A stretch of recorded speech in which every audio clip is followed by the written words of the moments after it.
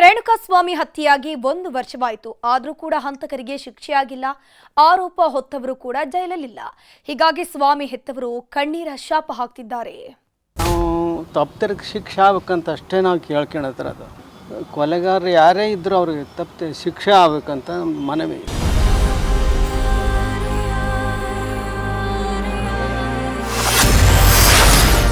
ರೇಣುಕಾಸ್ವಾಮಿ ಕೊಲೆಯಾಗಿ 1 ವರ್ಷ.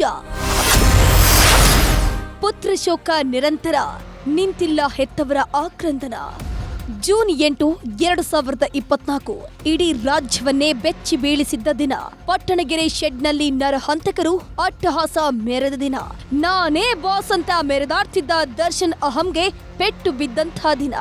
ಜೀವದ ಗೆಳತಿಗಾಗಿ ಅಮಾಯಕನ ರಕ್ತವನ್ನ ಮೈಗಂಟಿಸಿಕೊಂಡ ಆರೋಪದಲ್ಲಿ ಲಾಕ್ ಆದ ದಿನ.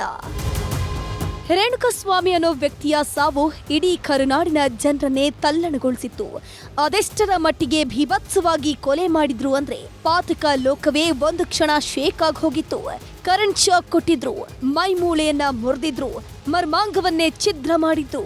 ಆರ್ ನಗರ ಸುಂದರಿಗೆ ಕೆಟ್ಟದಾಗಿ ಮೆಸೇಜ್ ಮಾಡ್ತಿದ್ದ ಅನ್ನೋ ಒಂದೇ ಒಂದು ಕಾರಣಕ್ಕೆ ಸ್ವಾಮಿಯ ಪ್ರಾಣ ಪಕ್ಷಿಯನ್ನೇ ಹಾರಿಸಿದ್ರು. ಚಿತ್ರದುರ್ಗದಿಂದ ಕಿಡ್ನಾಪ್ ಮಾಡಿ ಕರ್ಕೊಂಡು ಹೋದವರು ಪಟ್ಟಣಗೆರೆ ಶೆಡ್ನಲ್ಲಿ ಹಾದಿ ಬೀದಿ ಹೆಣ ಮಾಡಿದ್ರು. ಸ್ವಾಮಿ ಕೊಲೆ ಕೇಸ್ನಲ್ಲಿ ದರ್ಶನ್ ಹಾಗೂ ಪವಿತ್ರ ಲಾಕ್ ಆಗಿದ್ದೇ ಆಗಿದ್ದು 16 ಕಥೆಗಳು ಹೊರಬಿದ್ದಿದ್ವು. ದರ್ಶನ್ ರಿಲೀಸ್ ಆಗೋ ದಿನದವರೆಗೂ ಇದೇ ಬ್ರೇಕಿಂಗ್ ನ್ಯೂಸ್ ಆಗಿತ್ತು. ಜೈಲಿನಲ್ಲಿದ್ದಷ್ಟು ದಿನವೂ ನರಕ ನೋಡಿದ ಸುಬ್ಬಿ ಈಗ ಫ್ರೀ ಬರ್ಡ್ಸ್ ಆಗಿದ್ದಾರೆ. ಜಾಮೀನಿನ ಮೇಲೆ ಹೊರಬಂದ್ರೂ ಕೊಲೆ ಆರೋಪ ಮಾತ್ರ ಹೋಗಿಲ್ಲ. ರೇಣುಕಾಸ್ವಾಮಿ ಸಾವನ್ನಪ್ಪಿದ ಸಮಯದಲ್ಲಿ ಪತ್ನಿ ತುಂಬು ಗರ್ಭಿಣಿಯಾಗಿದ್ಲು. ಕರುಳ ಕುಡಿಯನ್ನ ನೋಡುವುದಕ್ಕೂ ಮೊದಲೇ ತಂದೆ ಅನ್ಸ್ಕೊಂಡವ ದುರಂತ ಅಂತ್ಯ ಕಂಡಿದ್ದ. ಮಗನನ್ನ ಕಳ್ಕೊಂಡು 1 ವರ್ಷವೇ ಆದ್ರೂ ಹೆತ್ತವರ ಕಣ್ಣೀರು ಆರಿಲ್ಲ. ಮಗನನ್ನ ನೆನೆದು ದುಃಖಿಸದಿರೋ ದಿನಗಳೇ ಇಲ್ಲ. ಕಾನೂನು ಸ್ವಲ್ಪ ನಮ್ಮ ಕಡೆನೂ ಮಾನವೀಯತೆ ದೃಷ್ಟಿಯಿಂದ ಮತ್ತು ಈ ಕೊಲೆ ಪ್ರಕರಣ ವಿಶೇಷ ಇರೋದ್ರಿಂದ ಅದನ್ನು ತೀಕ್ಷ್ಣವಾಗಿ ಪರಿಗಣಿಸಿ ಆದಷ್ಟು ಬೇಗ ತೀರ್ಮಾನ ಮಾಡಬೇಕು. ಕೊಲೆಗಾರರು ಯಾರೇ ಇದ್ದರೂ ಅವ್ರಿಗೆ ತಪ್ಪು ಶಿಕ್ಷೆ ಆಗಬೇಕಂತ ಮನವಿ. ರೇಣುಕಾಸ್ವಾಮಿ ಪಟ್ಟಣಗೆರೆ ಶೆಡ್ನಲ್ಲಿ ಕೊಲೆಯಾಗಿ ಇವತ್ತಿಗೆ 1 ವರ್ಷವಾಗಿದೆ. ಹೀಗಾಗಿ ಹೆತ್ತವರು ಮಗನ 1 ವರ್ಷದ ಕಾರ್ಯ ನೆರವೇರಿಸಿದ್ದಾರೆ.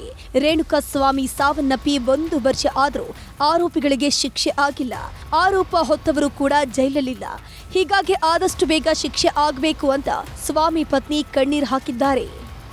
ಮನೇಲಿ ಸತ್ತು 1 ವರ್ಷ ಆಗಿದೆ. ಇವತ್ತಿಗೆ ದುಃಖದಿಂದ ಇದ್ದೀವಿ. ಅತ್ತೆ ಮಾವ ವಯಸ್ಸಾಗಿದೆ, ದುಡಿಯೋರು ಯಾರೂ ಇಲ್ಲ. ಪಾಪಗೂ ನನಗೂ ಮುಂದಿನ ಜೀವನ ರೂಪಿಸ್ಬೇಕು ಸರ್ಕಾರದಿಂದ ಮನವಿ.